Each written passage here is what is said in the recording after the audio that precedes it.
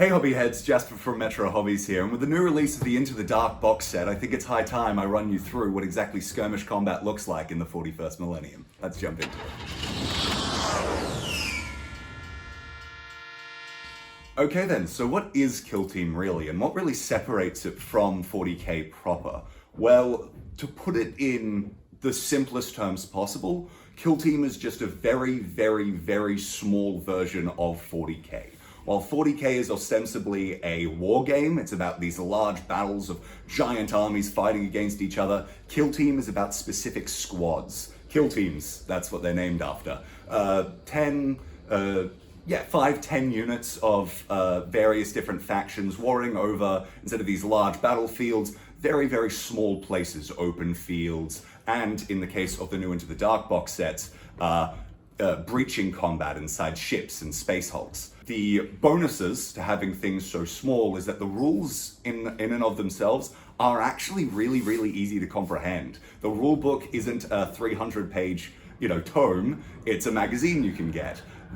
Instead of various codexes, each individual faction book has 2 factions in it, and all of the data sheets and stuff are only 4 pages in total in the book. Another really good reason why you should actually get into Kill Team is because it's a lot cheaper. Again, you don't need to get an incredibly large battalion of miniatures. Instead, you just need one box, really. So this is the Orc Commando Kill Team. It is a really nice kill team if you wanna buy. It's really nicely highly detailed orcs that you can field in the game. But also, if you've got a few extra spare bits lying around, and you don't specifically want to shell out the money for all of these really nice, highly detailed miniatures, you could just get a good old bog standard Orc Boys box, kit bash some stuff together with your bits box, and because Kill Team is incredibly open to things like kit bashing, conversions, stuff like that, you'll be able to field this box as your Kill Team.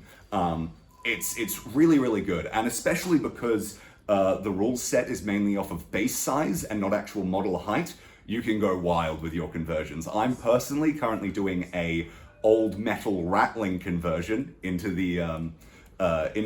Imperial Veterans, and I'm currently having a blast doing that. So really, the world's your oyster, especially with this game. Do whatever you want.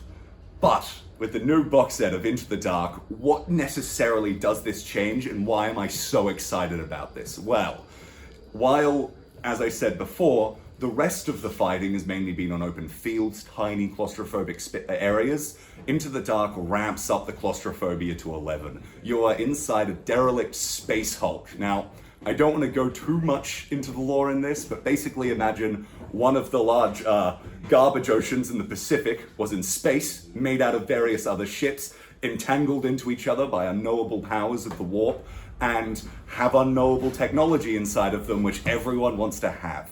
Dark, claustrophobic, incredibly confined, and that's basically where this box comes from. Instead of having it basically over a small field, you're making corridors. You're currently fighting 2 people on 2 people as you rake shots down corridors and stuff. So that's what makes it really interesting. And this box is so big, not because you get a lot of individual models in it, you only get about 20 or so inside, but the terrain inside this is something to die for.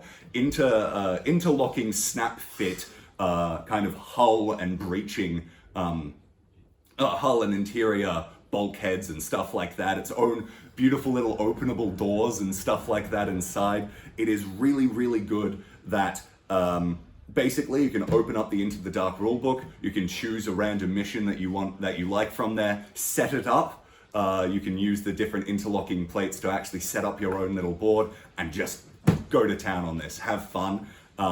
Also, because it's set inside a spaceship, they have wonderful new special rules. So parts of the map, parts of the game area can become depressurized so certain units can't go through it. Certain doors can be locked, leading special characters to do various things. It's really about problem solving and just getting across this wonderful little vibe of being confined inside such a small area. So yeah, it's really cool. Inside this one box, as stated before, you get the 2 kill teams. the Imperial Navy breeches, which I love, and I don't know the specific name for the Kroot Farstalker kin band, and they're both warring over what's inside this Space Hulk, but really you can use any faction inside the Space Hulk, whatever you want.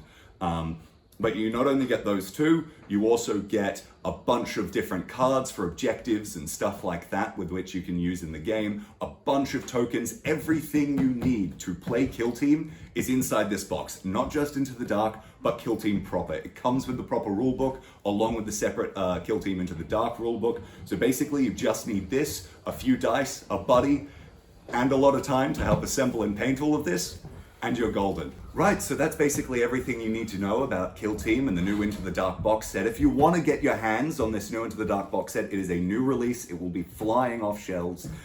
Feel free to check us out at metrohobbies.com.au, or if you're based in Melbourne, feel free to go to one of our stores, either the CBD store or over in Box Hill.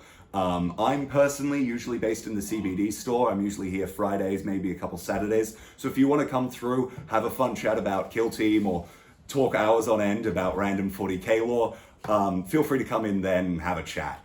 But until then, see you next time.